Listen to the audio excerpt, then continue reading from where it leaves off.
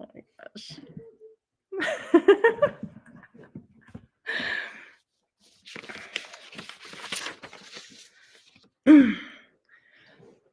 All right. Welcome to Saturday morning meditation. All right. So let's just take a moment to connect with our compassionate motivation for being here today.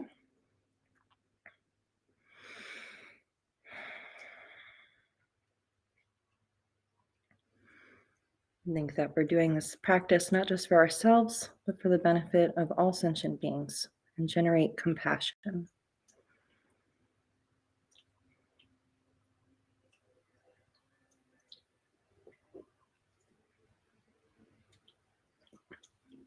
And then we'll start with 3 7-line prayer.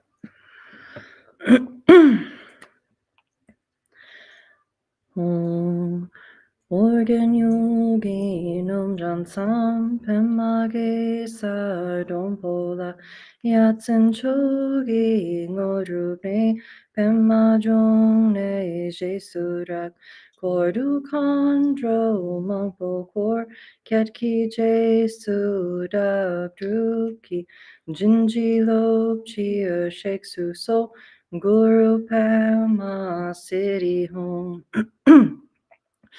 Organ yogi nom jansam pemage sa dompola yatsen chogi ngodrugne pemma jong ne jesura kordu kondro mangpo por ketki jesu dak druki jinji lop chia sheksu so guru pema city home.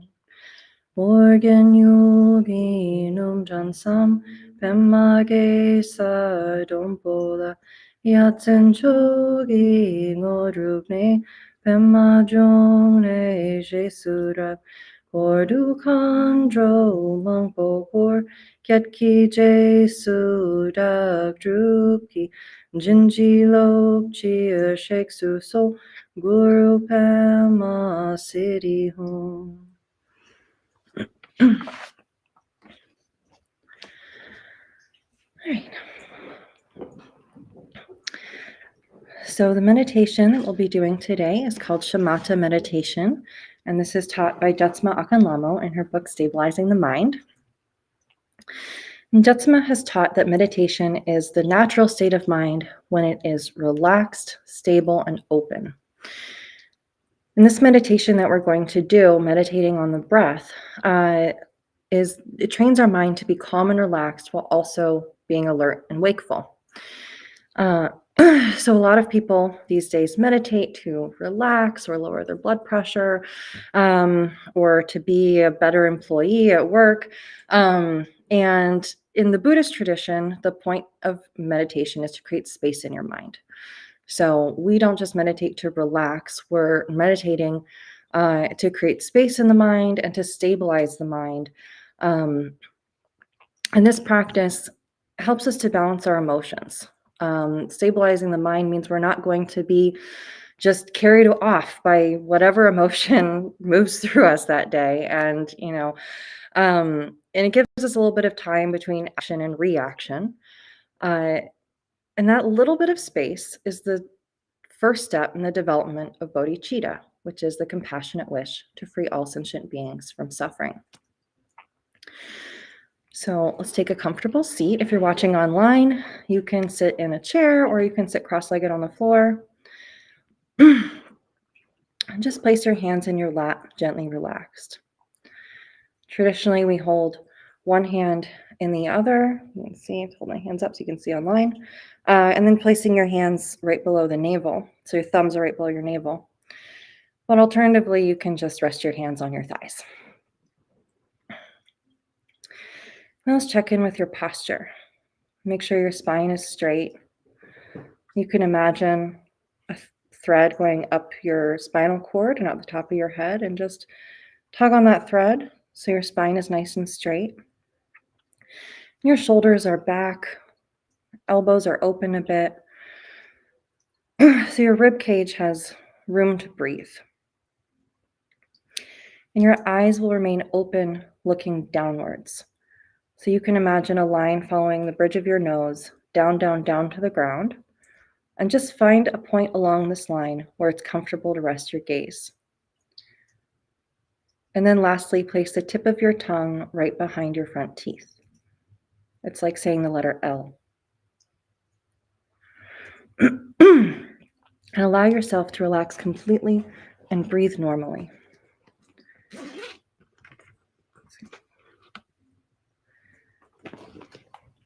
Just breathe in your normal rhythm of breathing. If you need to take a couple deep breaths to get there, you can do that.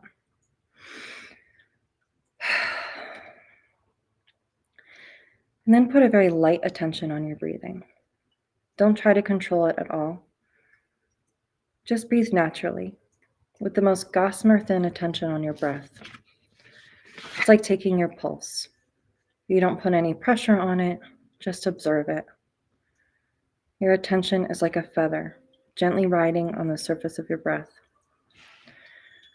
When thoughts come up, just let them go like bubbles popping on the surface of a pond. Just let them pop. Don't even look to see what they are, or don't check to see if it's a good thought or a bad thought. Whatever thoughts come through your head, you can just let them go. Your meditation is not lost by hearing your thoughts, but by following them down the road. So if you find yourself, as soon as you find yourself hooked by a thought and following it along, as soon as you've noticed that you've forgotten your breath, just drop those thoughts and come back to your breath. And if it's really difficult to dismiss your thoughts, you can imagine picking them up with tongs and dropping them, or you could imagine cutting them up with scissors and throwing them away, whatever kind of image works for you. But you always return to that single pointed concentration. Release the thoughts, return to the breath. Return again and again to the gossamer thin attention on your breath. So for our first round of meditation, we'll meditate for 5 minutes and then we'll pause and do a longer sit. Just return again and again to the gossamer thin attention on your breath.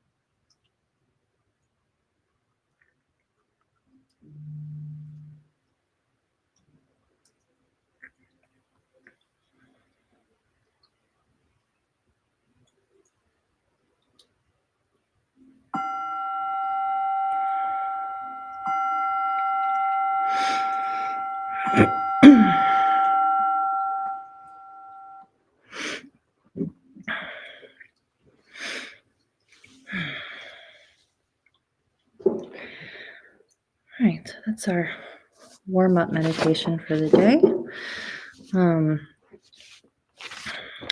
I say if you're just getting into meditation or you're returning to meditation after a long break, it's really good to start with just short little sessions like that. Not just jump into like a 10-day meditation retreat or something. Like start with some little 5-minute meditations or 1-minute meditation or whatever is comfortable, and then just build from there.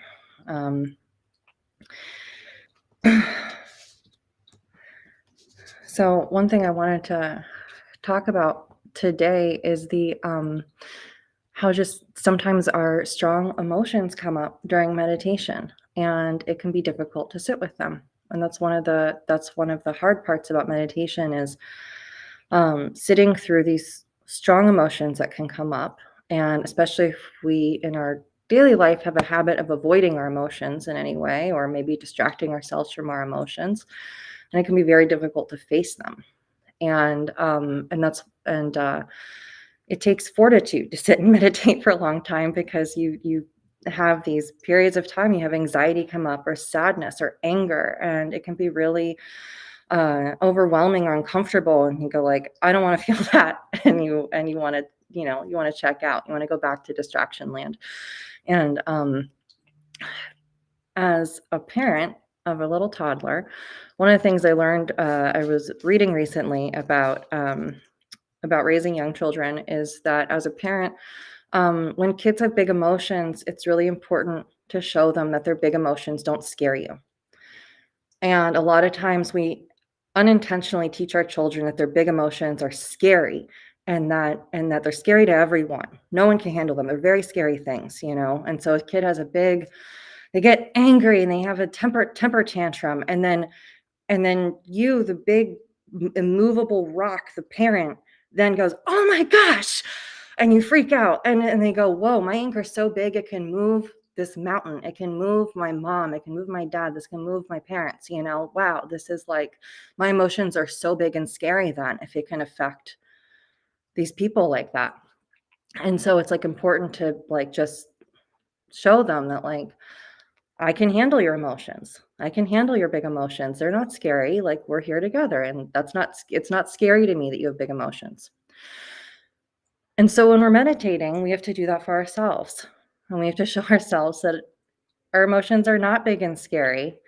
I mean, they might seem that way, but they're not so scary. They're really nothing. They'll disappear. Given a little bit of time, they'll just move on, and they'll disappear like a cloud. Like, it comes and goes.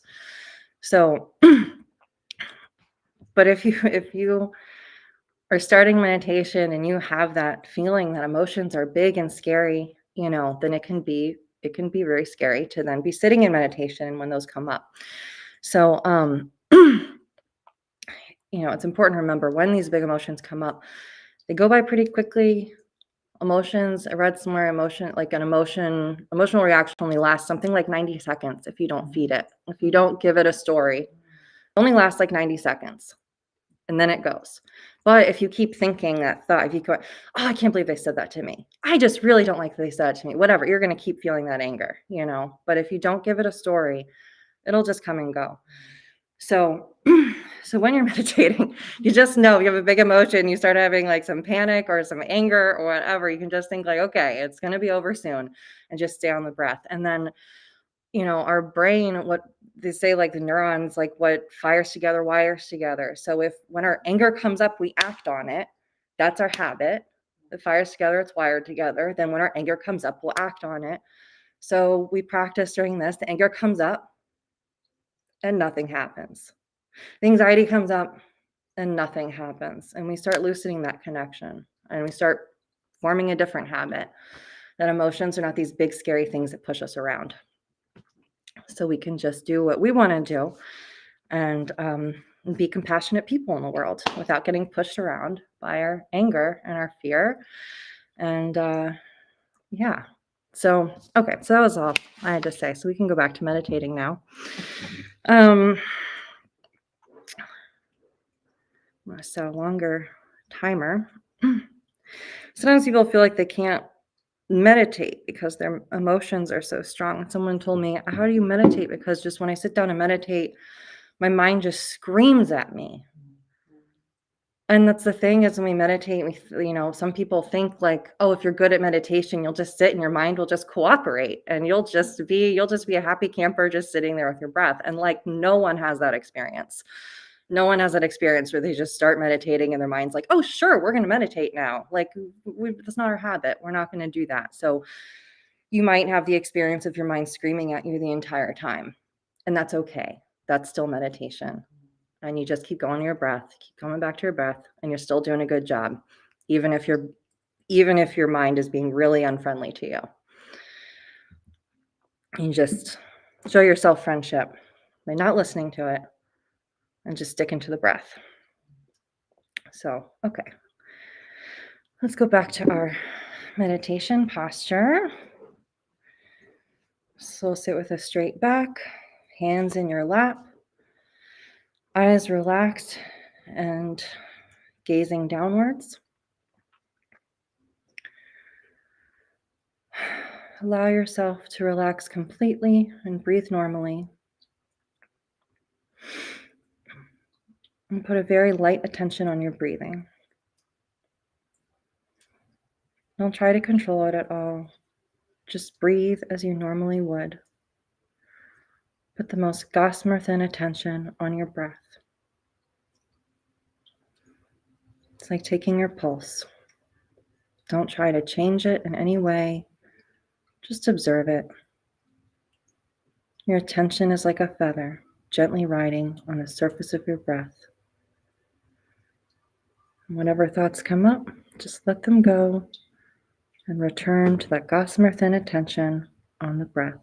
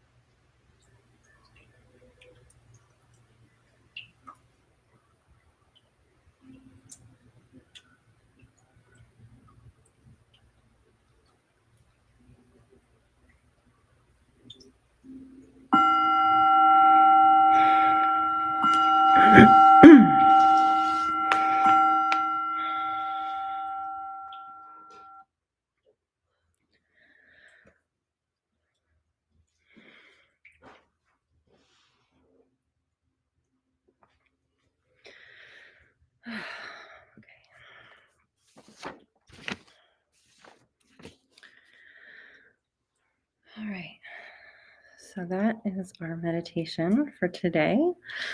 So we're going to end with some dedication prayers. Before we do, just whatever your experience of meditation was, we're going to just let it go. So just like throughout our practice, we dropped our thoughts and came back to the breath.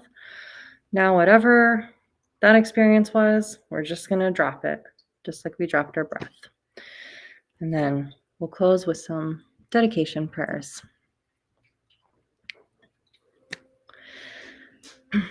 Throughout my many lives and until this moment, whatever virtue I have accomplished, including the merit generated by this practice, and all that I will ever attain, this I offer for the welfare of sentient beings. May sickness, war, famine, and suffering be decreased for every being, while their wisdom and compassion increase in this and every future life. May I clearly perceive all experiences to be as insubstantial as the dream fabric of the night, and instantly awaken to perceive the pure wisdom display and the arising of every phenomenon. May I quickly attain enlightenment in order to work ceaselessly for the liberation of all sentient beings. Buddhas and Bodhisattvas altogether, whatever kind of motivation you have, whatever kind of beneficial action, whatever kind of wishing prayers, whatever kind of omniscience, whatever kind of life accomplishment, whatever kind of benevolent power, and whatever kind of immense wisdom you have, similarly I, who have come in the same way to benefit beings, pray to attain these qualities. By this effort, may all sentient beings be free of suffering. May their minds be filled with the nectar of virtue. In this way, may all causes resulting in suffering be extinguished, and only the light of compassion shine throughout all realms.